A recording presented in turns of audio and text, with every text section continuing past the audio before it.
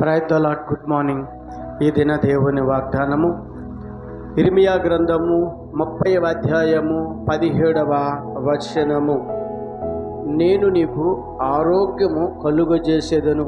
అవును ప్రియ సహోదరి సహోదరుడా, ఈ ఉదయకాల సమయంలో ప్రభువైన యేసుక్రీస్తు నీతో స్పష్టంగా మాట్లాడుతున్నారు.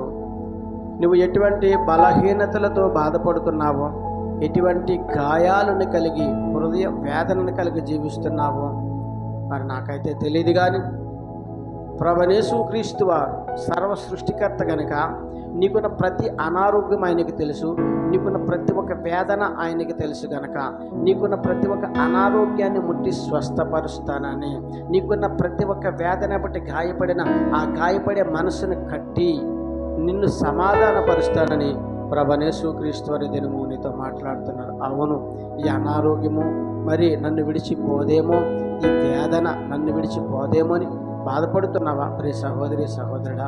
అయితే నీతోనే ప్రభువైన యేసుక్రీస్తు వారు మాట్లాడుతున్నారు కదా.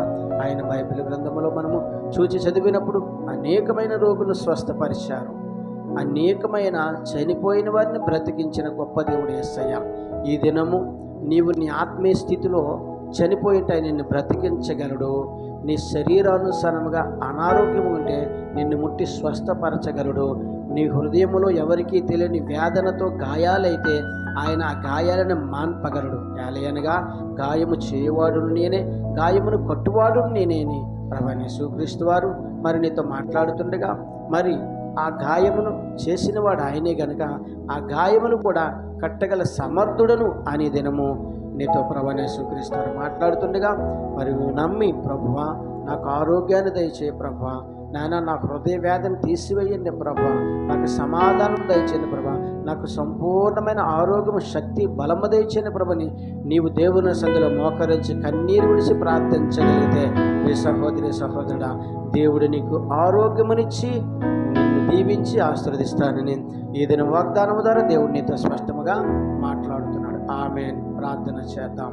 సకల ఆశీర్వచనములకు కారణభూతుడైన యేసు ప్రభువా, నీ ఘనమైన నామానికి స్తుతులు స్తోత్రాలు, నీ సుందరమైన నామానికి లెక్కలేని వందనాలు.